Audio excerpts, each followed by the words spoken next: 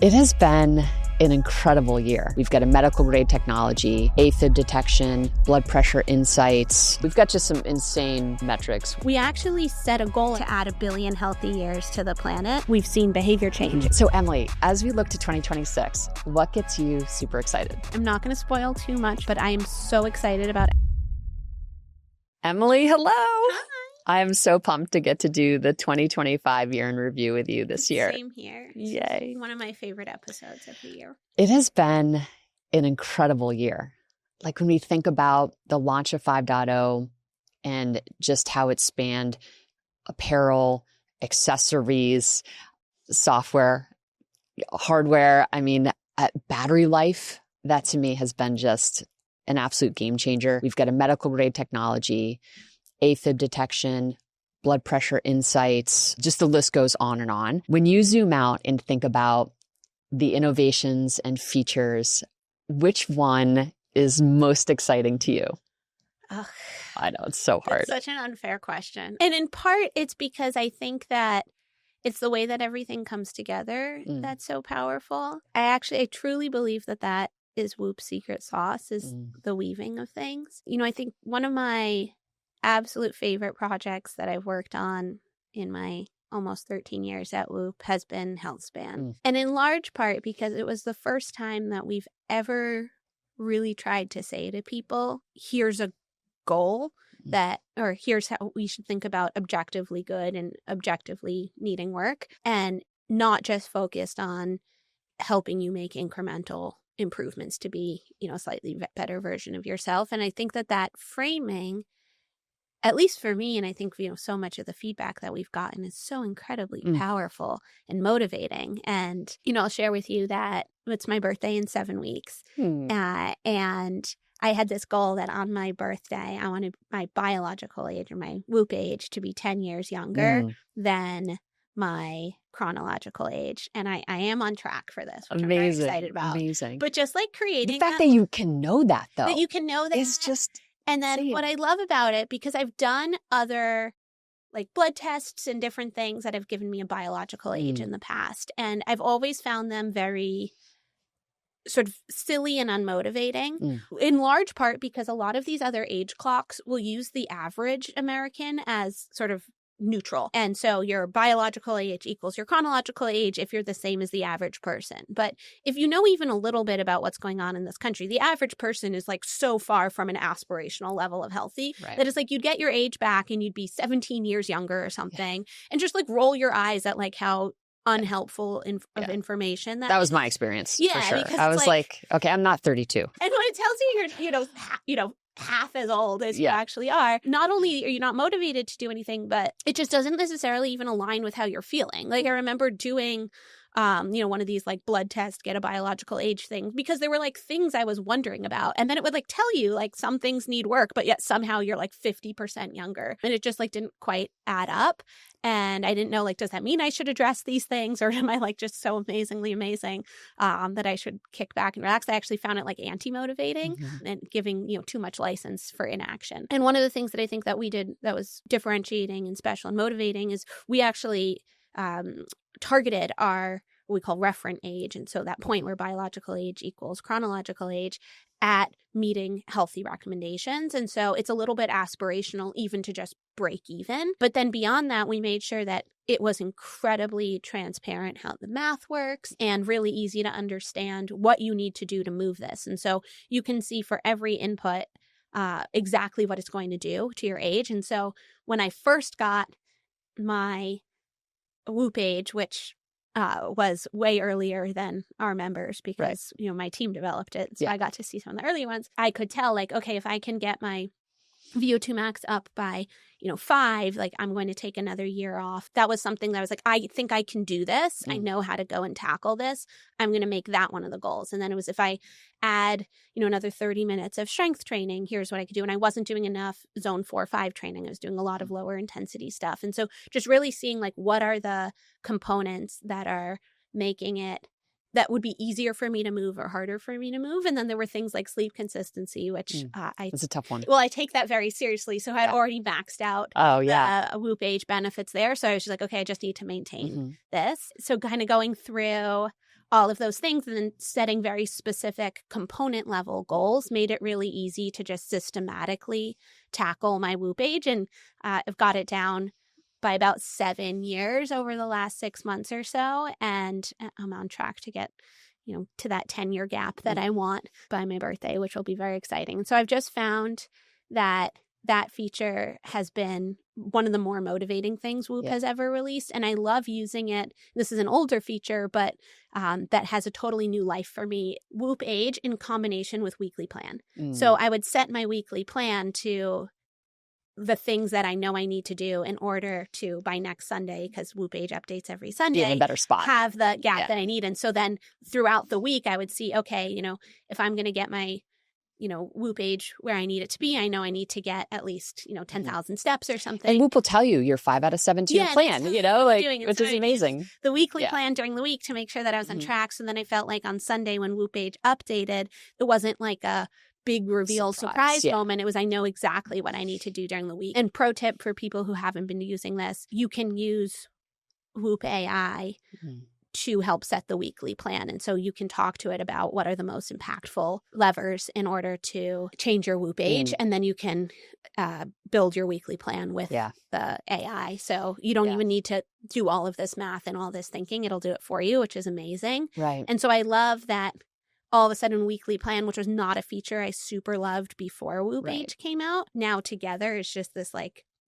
I check it 5 times a day. That come on. New life is a great way of describing it. Healthspan, I think people don't appreciate how much work went into that. Obviously, a huge shout out to Tori Lee, who really did a bulk of the work, frankly, but just all of the meetings to just figure out what the reference ranges are, poring over the literature. I mean, we've looked at thousands and thousands and thousands of papers. I mean, just that span of 3 years where we were trying to figure out, and in parallel, we were developing VO2 max. So there's just a lot of work that was going in to really, I think, develop a feature, obviously working with Buck Institute as well in kind of parallel, and an elegant, sophisticated feature that tells you exactly how to apply your effort, if obviously longevity is a goal. So and sorry, I know we don't want to spend the whole podcast on Whoop age, but I think there's 3 things that are really important that are related to it. One is that people don't realize how many features that we released even ahead of launch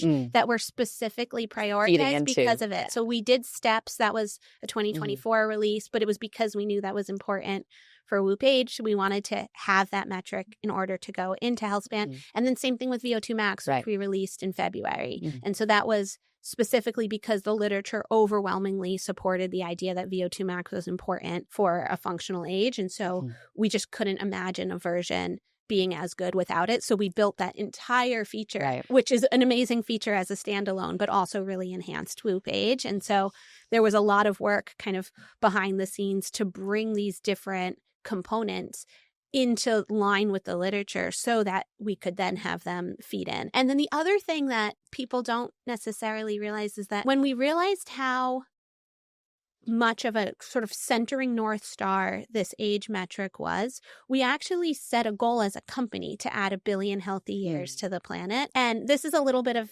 inside kind of sauce, or how the sausage is made, whatever, about how Whoop works. But one of the things that we now talk about weekly as an executive team is how many healthy years we've added to our member base. And so we've really reoriented from success being how many of our members are using the product to how many of our members are getting younger because of the product. When that's your top level goal, it changes what you're optimizing for. It totally transformed the conversation about what is good product. And I actually think that everything we've built since then with this lens of, is this going to make people younger, is just so much more powerful. And honestly, the thing I get really proud of as a scientist is, are we making people healthier? Not just are we giving people a whole bunch of data so that they can feel overwhelmed with data soup. It's not younger for the sake of younger. It's younger with the idea that you are improving the quality of your life. Right? You're able to live your values with more joy and more energy and be around for the people that you love. Whatever you're pursuing in your life, you want to be able to get after that with quality. Yeah, and Chris, I know you have a pretty powerful Whoop age story. So one of the like features that has really enabled a lot of the personalization that you're talking about is the Whoop coach and the memory capabilities. And I think for folks who haven't used Whoop Coach in a while, obviously it was in beta, it's still in beta, I think technically, but it's come so far. And really it's because we have added the memory capabilities. If you were to say, hey, Whoop, based on my Healthspan, how do I need to apply my effort to decrease my pace of aging? It is going to tell you exactly what you need to do. And that is, to me, there's nothing more empowering than that. It's just incredible. For people who don't know, what we mean by memory is when you have a conversation with the Whoop AI, it's saving pieces of that conversation and then refreshing itself on them and referencing those conversations in future conversations. So context. Yeah. So I was training for a half marathon. I told Whoop that I was training for a half marathon. And then when I was asking about improving my health span, it was saying, well, I know you have this half marathon in 4 weeks, 2 weeks, whatever it was at the time. So here's how you both optimize around that goal while also this dual goal of improving your health span. And so it would kind of go back and forth between those things. And I didn't have to tell it every time, like given that I'm training for a half marathon. So it would know those things about me. And then it also knew that like that event had passed. And so, okay, now that that's over, we can focus just on this other goal. It's getting just really sophisticated. I traveled to Dubai recently and I live on the East Coast in the US. And, I said, what can I do? I traveled to Dubai in 48 hours. What can I do to mitigate the deleterious effects on my physiology? And it gave me a laundry list of, as someone who studies circadian physiology, I was like, okay, this is actually really good. It told me to think intentionally about my feeding window. It told me how to think about my plane ride there. It asked me about my meeting schedule. I think if you haven't gone into coach, get in there, experiment, get curious. And I think you'll be surprised in the insights that you get. Yeah. I think one more thing about how far coach has come, just a couple of weeks before you were in Dubai, I was in Doha. So same part of the world. And as you might imagine with the 7-hour time zone change, those were the worst sleep consistency scores that I've had, I think, since you and I went to Australia 5 years ago. But I told Whoop Coach that, I'm in Doha. Again, kind of similar conversation to what you had, help me get over jet lag and all that kind of stuff. And because coach remembered that I was in Doha, it wasn't reprimanding me for my sleep consistency falling off of a cliff. And instead, it was very supportive. And then it didn't talk about this sort of wild, kind of deviation in my behavior as something that it needed to continue to focus on, because it understood that this was a one-time blip specifically related to this trip and not like that I've abandoned good sleep consistency patterns. Right. So when I went back to Boston, it was, okay, here's how we're going to get over jet lag, not, wow, like your sleep consistency was so bad, try and get back on track, because it sort of knows that I'm the kind of person who my sleep consistency is in the 90s all the time. Yeah. Like, you don't need to coach me on this. I need help with jet lag, but I don't need to be motivated to kind of get back on track. And so it was able to kind of find the actually useful angle. Whereas if I had been in Boston and all of a sudden my sleep consistency fell off a cliff like that, I think it would be a very different conversation. Totally. Yeah. I love that. Yeah. And I had a similar experience. Like, I was really supportive and encouraging instead of yelling at me when I got back. And so I definitely encourage anybody who hasn't used coach in a while, just take a couple minutes and tell it what's going on in your life. It will remember, and then it references that, and then it'll save that. So when you come back in 6 months and you say, like, tell me about my sleep consistency for the year, it's not going to give you this like really unhelpful thing around like, wow, in October you really lost the plot there. It's like, no, right. You were traveling and we went on a pretty big trip. Yeah. I mean, we'd be remiss not to talk about advanced labs. Yes. For you and I, who have been at the company for so long, we've been dreaming and working toward this for a very, very long time. This is a very exciting data set to have in parallel, running in parallel to all the physiological data that folks are collecting every day. My co-parent, he basically stopped drinking like 7 years ago. 2 years in, I was like, hey, let's get some blood work done. So he had been, basically not drinking for 2 years, really focused on his health, doing everything, as right as he could. And we got his blood work done, and it was actually pretty depressing. He was out of range in most areas. And to your earlier point about just the biological age, it was, just not motivating, to your point. So we were, having our time, just keep doing what you're doing. And I think the story there, what I think for folks who are getting their lab work done, it takes a while to move your blood work into optimal ranges, right? So fast forward 5 years. So literally just this past week, got blood work done, got it interpreted, on Saturday. Everything has improved. One of the markers that really stood out, his testosterone, 5 years ago was 300 and it's now in the 700s. The story there is just understanding that your biological blood biomarkers are going to probably lag, right? And not going to improve in parallel to a lot of the lifestyle behavior changes that you're making. He was making lots of changes to kind of how he's managing stress. And one of the big changes that we made is really actually using Whoop to get his kind of balance between his strain and his recovery more in line. He was really chasing workouts, because he mentioned, he's like, holy cow, my testosterone has improved so much. And I was like, you have not been chasing workouts as much, like he's really been more intelligent about managing his volume and intensity in relationship to his actual recovery or capacity. And the result has been he's as fit as he's ever been.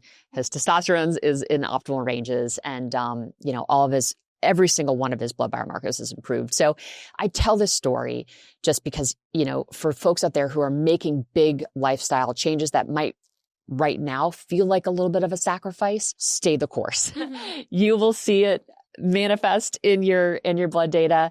Eventually you just kind of have to keep going. Yeah, I think that's such a powerful story, and just obviously so happy for Matt able to turn that around and then get that validation. I know. Years it was later. A beautiful moment. I think the thing that I'm just completely obsessed with about Advanced Labs is that while none of the blood work that we're doing is completely, is in partnership with Quest and stuff that you can get, what we've added to it that's uniquely Whoop is a new interpretation around what the optimal versus functional versus sort of not great ranges are, and helping people understand this data in a different way than like a traditional primary care physician might be interpreting this same data. So like, it's so important to understand is that like the traditional healthcare system is designed for like once you cross some threshold of disease, and they're really well equipped to medicate you out of those diseases and to manage those diseases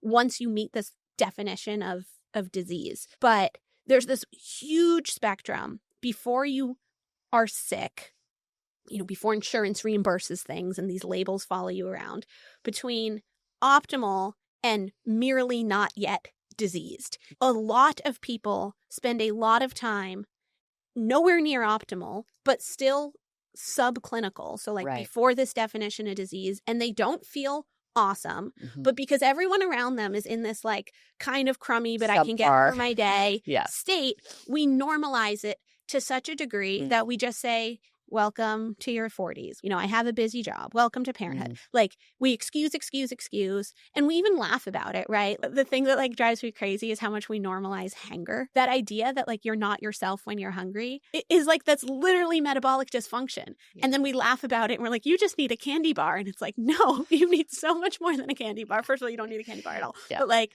you need to recognize be able to burn that, fat like, for fuel. Is that if you are in a state where you're not yourself when you're hungry, like that means that like you're not able to access fat storage, like your sort of metabolic health is out of whack, and that is not inevitable. And that doesn't mean just wait for it to turn into type 2 diabetes, which by the way is the path that you're on if that's what you're feeling, and maybe something else kills you before you ever get there, but like that is the spectrum that we're talking about. And like you need to gain muscle, you need to do certain things, but those are all like very doable things. What we've done with our interpretation of biomarkers that, again, are not proprietary at all, but the interpretation is, hey, here are some things that you might be feeling because this is functionally not optimal.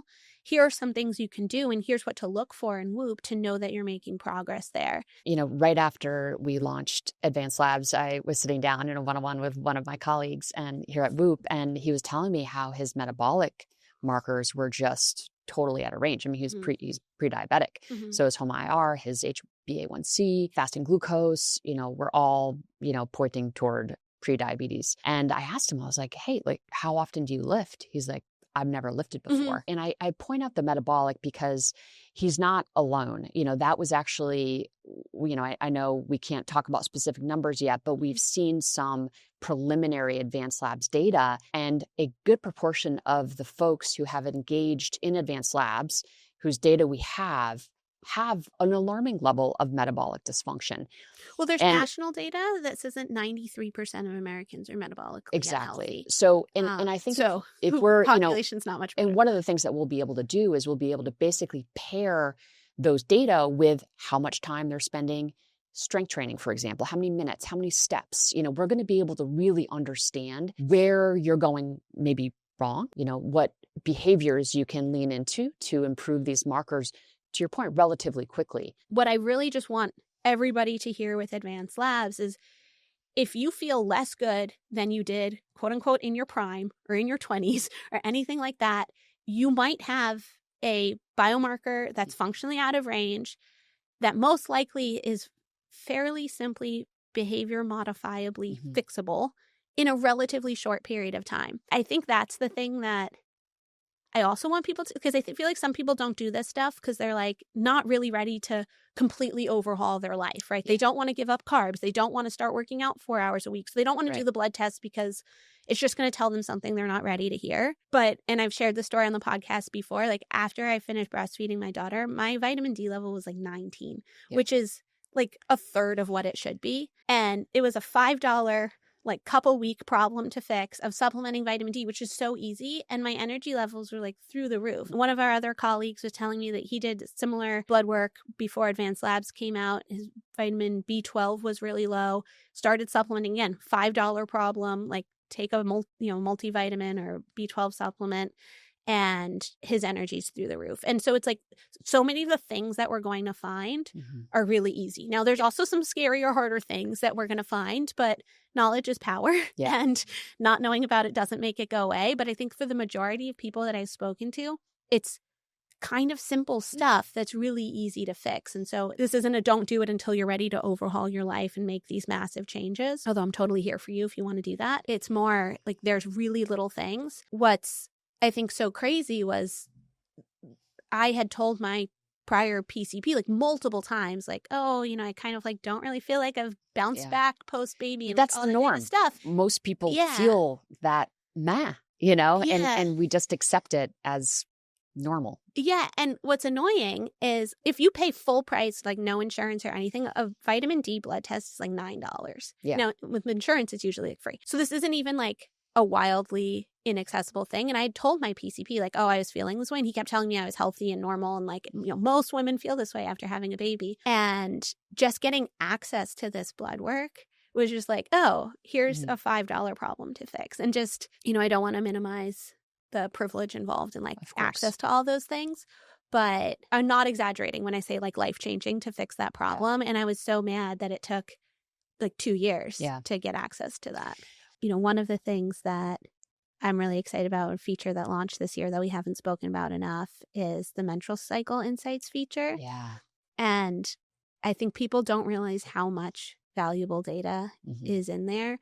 But even if you're not worried about pregnancy or anything like that, the health and regularity of your menstrual cycle is one of your most important vital signs. And I think we did a really beautiful job in helping you understand what's normal for you and your cycle with that feature. It does the sort of classic predict ovulation window, which, you can use how you choose to use, predict your period, which actually is like super helpful because I just went on vacation and the sort of heads up from Whoop that my period was going to start on vacation, like totally changed the way I packed because it's like, okay, I need to like be prepared, which I wasn't like thinking about it, but that like heads up that, this is going to happen while you're out, bring the right stuff was super helpful. But more importantly than that, your cycle becoming less regular is one of the first signs of overtraining. And it's a gift that women get visibility into this and men don't. Both in timing and length. How many days to bleed for sure, if it gets shorter, and whether or not the sort of days from like between periods, if that duration is changing from what's normal for you, that's a big red flag that your hormones are getting disrupted. And if you intervene on overtraining as soon as you see that, you can prevent getting into like a sort of functionally overtrained, like red S kind of energy deficit state. I really encourage people who are listening to this and they're like, motivation's not my issue. It's I need to know when to pull back, or I'm feeling super motivated because Healthspan or Advanced Labs like gave me the kick in the pants that I need. Yeah. Like to be really careful, because that hyper motivated state can go too far. More is not more all the time. And so keep an eye on that. And I think more is not better. More is just more. More is more. Yeah. More is not necessarily better. That's a better way of putting it. And I think I've seen a lot of people on Whoop get really motivated. I saw actually one of our colleagues, this is such a beautiful story, got really spooked by his Whoop age when it first came out internally to employees months before it came out to everyone else, and just like woke up one day and is like, I'm going to lose 70 pounds, which he did, and like has kept it off now for a couple months. I'm super proud of him. And like went from... I was very deep on that journey with him. I actually got a strength training. I'm like such a strength training pusher. I know. Like, I worked out with him. I taught him how to lift. I love that. Yeah, no, I mean, he's a good friend, but like lost 70 pounds, went from, working out 0 times a week to almost, 6 or 7, and totally overhauled his diet and all that kind of stuff. And it went really well for him. But generally that extreme can backfire.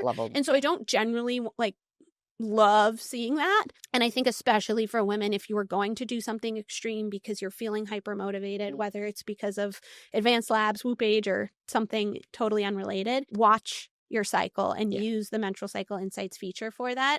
It's fully revamped, all new since launch. We've really worked hard on it since. Really it was beautiful. Not like we launched it and left it. Like we've been working on it. It's actually a feature that I look at like daily. I like keep track of it because I know that I feel different, respond different to different things. My body responds very differently to workouts in my follicular versus my luteal phase. And that knowledge is just empowering, right? Like you feel so much more in control of your body. And I think for women, like we can feel how hormones vary and how influential just our lifestyle is on those hormonal variations. Like you can feel a little out of control sometimes. And I think those insights can kind of help you course correct faster, so you don't kind of get down this path where you're like, oh my God, I'm out of control. Yeah. Worth mentioning that what we're talking about in terms of your cycle being a really useful kind of early warning sign really only applies if you're not on hormonal birth control, because that can mask all of this. But if you're not on hormonal birth control, even if you think, oh, I don't need to pay so much attention to this because I'm not thinking about fertility, whether conception or contraception related, it's such a powerful vital sign. We've kind of fully automated tracking it. And so don't sleep on that feature. So we've got just some insane, massive metrics, which are really cool. We've just, sleeping billions of minutes, hundreds of billions of minutes, logging, trillions of steps, hundreds of millions of hours in zone 1 to 3. Just incredible. There's some really cool little members who log steps. It's 5.74 trillion steps this year, and that's equivalent to walking to Neptune, which is kind of cool. I don't know who figures this stuff out. Whoop members lifted 118.4 trillion kilograms this year. And that is equivalent to 789 million blue whales. Love that. We'll talk about 2026, but that is just, I just want every single Whoop member lifting weights this year. One of the things that feels like the biggest win, and we talked earlier about our goal of adding 1 billion healthy years to the planet. One of the metrics that people have really, we've seen behavior change is strength training. And I think that it's because when you tell somebody this is making you old, it's motivating. And so the two things that have moved a lot are sleep consistency, which as you and I have not shut up about for a decade. I literally. And all of a sudden, it's breaking. And nobody was doing anything. I literally published a paper like 5 years ago that said that it's going to make you like suicidal and depressed to not have good sleep. And everybody was like, okay, I'm going to do nothing with that information. And then we're like, it makes you old. And they're like, fixed. And so I think it's hilarious. And a huge lesson for me about the importance of, if the message isn't resonating, you have to change the message. Yeah, but I'm so excited to see it finally resonating for people, because irregular sleep cycles are known to be a class 1 carcinogen, which means that it is not merely correlated, but understood causally to cause cancer in humans. And yet it's something that we are horrible about. It's one of the most important things you can do, actually more important than getting enough sleep every night, is to get that sleep at a consistent time. And so that and strength training, which, we used to think that muscle was just about, how powerful am I, or, how much can I lift and all that kind of stuff. And that is incredibly important. But we now understand that muscle is a metabolically active tissue, and you will not be metabolically healthy if you do not have good muscle mass. It is our store for sugar. It's much more effective than like glycogen in the liver and stuff like that, because we can only store so much. 100 grams. We think about strength as, in my 20s, I want to have like, bro cred if I can, bench press my body weight or whatever. It has a role in aesthetics for sure, but it matters for so many other reasons. And I actually saw an Instagram ad that was so cute, and it was like a grandpa practicing lifting a kettlebell, and then it like cuts to what he was training for, and you see him lifting like a toddler up to put the star in the Christmas tree. And the caption was like kind of normalized training. I forget what it was. It was so cute, but it was like kind of about like normalize these like functional life goals. Yeah. And I was like, yes, that's the message that people need to see, which is that you might say like, oh, I don't care about being buff. I'm in my 80s. I'm past that. Or I don't care, It's not about vanity. It's not about vanity or body positivity or any of that stuff. No. It's literally about like being able to live the life you want to live. When we look at just our own data around kind of metabolic health, it is very clear that our population's actually undermuscled. Yes, which is why, badly. Right, badly undermuscled, right? So this is a call to action, that people need to improve the quality of their muscle tissue for all the reasons that you just outlined. I mean, 80% of your glucose disposal is has a potential to be uptake by the muscle. If you don't have quality muscle tissue, that goes into your bloodstream. And that is what is creating these results that you're getting: high fasting glucose, HbA1c that's out of range, HOMA-IR, it's like, that's why. And this is just the fastest way to tackle it, is by lifting. Yeah. And I think one of the things that people don't realize is that a lot of advances in even things like packaging or just like all this convenience, right? We get everything delivered instead of going shopping. Like there were all these little micro strength moments we used to have that technology has eliminated. And so there was a study that's actually really scared me as the mom of a toddler, that little kids, their hand strength is so much worse than it used to be. And it's like part of it is because toys have gotten better and like all the pieces fit together more easily. But I watch my daughter sometimes with like those little like think things like Legos where they have to like snap together and pull apart. Like they're all much easier and better than they used to be. Like my mom saved a lot of the toys from when we were little, and they're harder to play with.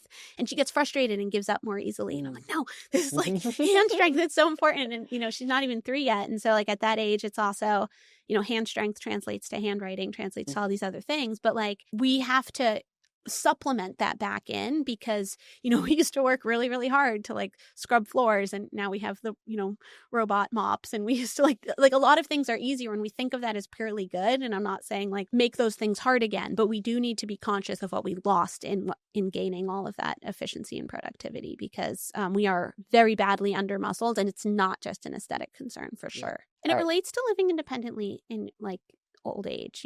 I think like one thing I try to remind people of a lot is, getting on and off the toilet independently is the ability to do one body weight squat.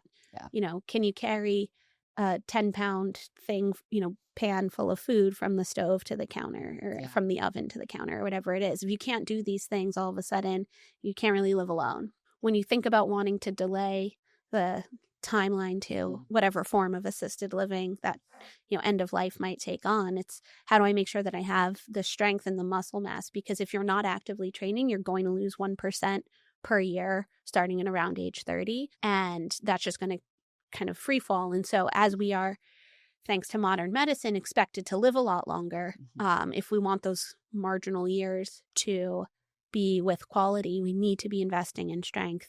And it's not too early at any point to do that. Yeah. And also importantly, it's not too late. There's an incredible study done in I think 2022 in Australia called the Lift More study. And they got women in their 70s to squat and deadlift their body weight. So they did like a really cool, I love this study. Yeah. And they like improved their bone mineral density. And it took them 3 years to get this study through IRB because it was originally rejected as unethical and unsafe to have older women lift that kind of weight. And that's part of why I think it had to happen in Australia. Like we couldn't get it approved. And then they finally got it through. And not only was it totally safe, but like all their blood work. It was just absolutely massive in terms of what it did for this cohort of the women. shifts are they're clinically significant across the board but it for all of these women. It wasn't known that you could improve bone mineral density in postmenopausal women, and 100% of them did. It was really beautiful and super inspiring. It's both never too early to start, but also never too late, and incredibly protective. And, you know, I think like the weird sort of place that we're in right now as a society is we should expect to live a lot longer, hopefully, than people did 50 years ago. But we should also expect that our last years, if we don't do anything, are going to be so much crummier than like the marginal decade. And that's the reality today. That's the reality today, but it's completely But that's the preventable. opportunity. Yeah, that's the opportunity. Yeah. And if you're listening, you know, go to a Y. If you've never lifted before, go to your local YMCA and ask for 3 training sessions to give you the basics. It will cost you about $100, you know, but it's totally worth it. Okay. True or false, Emily? All right, I'm ready. Millennials slept the most in 2025. False. Who do you think slept the most? The older, like the Gen boomers. Z? Oh. Is it Gen Z? It's Gen Z. Oh. I know. With good for Gen Z. Yeah. Gen Z oh, no, that does make sense because younger people need more sleep. Okay, true or false? Females slept more than males. True. 434 minutes versus 413. Okay, put the 4 generations in order of earliest to latest bedtime. The 4 generations are Gen Z, Millennials, Gen X, and Boomers. Okay, so my guess based on just sort of what we know about circadian preference is that the oldest generations go to bed the earliest, and it's just going to go in order. So Boomers go to bed the earliest, then Gen X, then Millennials, then Gen Z. Yep. Good girl. So good. And it's actually interesting. So as we get older, our innate preference for sleep shifts earlier. And it's believed that this is a protective mechanism for sort of nomadic societies, that this would evolve, because if people have different innate preferences for sleep, you'd get more coverage in terms of like people keeping watch. So like the younger people would stay up late while the older people went to sleep, and then the older people would wake up when the younger people went to sleep. And so you'd never have a situation where like the whole tribe is asleep at once, because that makes you very vulnerable. And so it's kind of funny that it's not sort of randomly distributed, but instead shifts as you age. But you could totally see why that would be in a sort of cooperative, evolved society, incredibly productive. Yeah, totally. All right. The healthiest country by Whoop age delta. This absolutely shocked me. I would never in a million years have guessed it. I want to see if you can. So the age delta is at negative 3.53 years, which is pretty cool. It's located in Europe. It doesn't at all surprise me as Europe. It's definitely going to be like a Scandinavian country, right? Finland? They're actually the kings of recovery. Okay. But they're not. So I cheated a little. They're not in the top 5, actually. They're not. Interesting. Okay. Eastern Europe? For the top spot. Slovakia? Yeah. Let's go. The Slovakians. It's been really interesting traveling recently. There are places, I mean, you and I just both got back from separate trips to the GCC. And what blew my mind when I was in Doha is like every block has some sort of group exercise studio on it. And they're all American brands. It was like Sculpt, F45, Orange Theory, everywhere. I was like, am I in Boston or halfway around the world, right? And the boardwalk in Dubai has like, it has a cycling kind of lane. It has a rubberized running lane, and then a boardwalk for people who are walking. Yes, it is. Like, I mean, they have built these cities for exercise. Their culture is built around exercise. That's why I'm so excited that Whoop is coming to Doha in a couple months. We just signed a lease. I'm super excited about the new space. There are places where you're seeing national efforts to take fitness and with it preventative health and wellness and longevity at a national level. And I'm so inspired by it. I mean, you and I had this conversation just coming back from the GCC and saying like they are doing so many things right over there.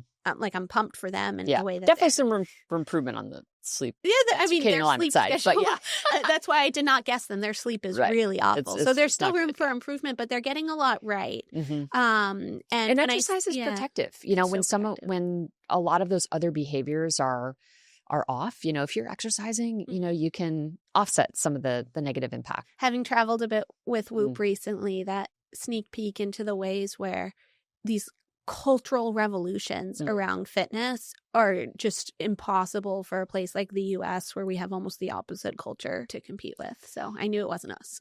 Number 2, this one won't be as big a surprise, and hint, it's kind of a blue zone. Italy? Yes. Negative 3.35. Coming in at the 3rd spot, another Eastern European country, Czech Republic. Czech Republic. Good for them. And then this one, neighbors Slovakia, I think. It sounds similar. Slovenia? Yeah. And then we've got a Scandinavian coming in at number 5. Sweden? Close. Norway? Close. Denmark? Yeah. Okay. All right. That was a great job, Emily, as usual. All right. Healthspan promoters, top 3. So when we look at the impact of behaviors on Whoop age globally, we see the number 1 contributor is VO2 max. So the average impact is negative 0.82. So it's interesting. I'm surprised a little bit. I think some of that is just the way that the math of Healthspan works. Yeah. That VO2 max is given a lot of weight in the algorithm. Good point. Because the research so overwhelmingly supports that it drives Healthspan. Healthspan, right? Yeah. Which in what we say when we say Healthspan, what we're modeling is risk of all-cause mortality relative to your sort of age bracket. And I think one of the reasons why it earns that much weight is because it doesn't hide anything. So a bunch of systems need to be working appropriately. And so it captures, in some ways, like long-term exercise behavior, long-term health behavior, long-term even like weight management, because the math of VO2 max is literally like per kilogram. And so it captures a ton of different things all in that one little number. Yeah. Yeah, I really that was for me one of the areas. I was, I think, 47 when I first got my VO2 max. I was kind of like, I just felt like it should be better. But I worked so hard over the summer. I made a goal to PR my mile by the end of the summer. Oh, amazing. Which I did. I got a 6:15, which I was so pumped. And that's not my PR. I mean, I was 117 pounds as a freshman in high school. I ran a 5:37. That was my actual PR, but obviously I was like effectively a little boy at that point because I hadn't got my period or anything. But yeah, so I was pretty pumped. And then I just had my VO2 max done yesterday, Bruce Ramp test, and had a 51. That's amazing. I know. So huge improvements. But that's all because of Healthspan, like pushing me to zone 4 and 5 and just being like, you need to do more of this, And it's been such a positive, I think, reinforcing mechanism to get out there and like really push myself. So it's been cool. All right. Number 2 rank, weekly zone 1 to 3 minutes, which is obviously one of the contributors to Healthspan, is the average impact is negative 0.45. So that's good. People walk in and, low level activity. Yeah. And we specifically did zone 1 through 3 and not sort of the zone 0 stuff because a lot of the zone 0 gets captured with steps, with walking. Most people aren't going to hit zone 1 with just walking. I mean, if you're power walking or really being intentional, you can, or at any kind of incline. So that's going to get captured through counting steps. But to get into zone 1 for most people, you are actually being pretty intentional about working out. Yeah. Yeah, it's a great call. And the 3rd contributor which is super cool to see. So happy we added this, daily steps. And we know obviously sedentary behavior is, just obviously a huge detractor of Healthspan, and getting those steps in is a thing. Yeah. And I think what's exciting about seeing steps be so impactful for people is it's one of the most accessible things on there.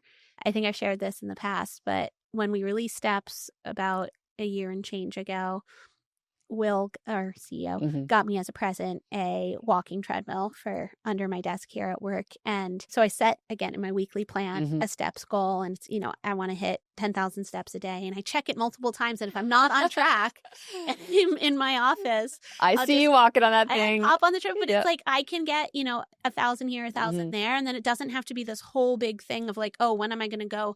Because to actually just say like, okay, I'm going to go do a 30-minute walk. Steps. Yeah. Like that's well over an hour. Yeah. That's a big commitment. Can I do a half a mile here? Can I do 30 minutes? Whatever it is. Exercise snacks. And just snack it in there. And it's become like, again, it's like, in some ways it feels silly that, we had to gamify it or whatever. But then I do notice that when I'm hitting it consistently, I feel better. Oh and when I'm like, same. Sleep better. All these travel days, like when I flew to Doha, I think that day I had something like 800 steps. Like, because it was like I just spent the whole day on the plane. Yeah. So it was just like the little bit of walking in the airport. And I just like, we were just feeling so Just I was like, how can I just like, how can I sneak these in somehow before I go to bed? And just like feeling so grateful that even though it was sort of silly gamification, it's real. Yeah. Having those data is powerful. Yeah. You know, the top 5 activities with the biggest growth from 2024 to 2025, weightlifting. Oh, love these. I know, me too. Keep it up, guys. I know. Keep going, keep going. And number 2, field hockey.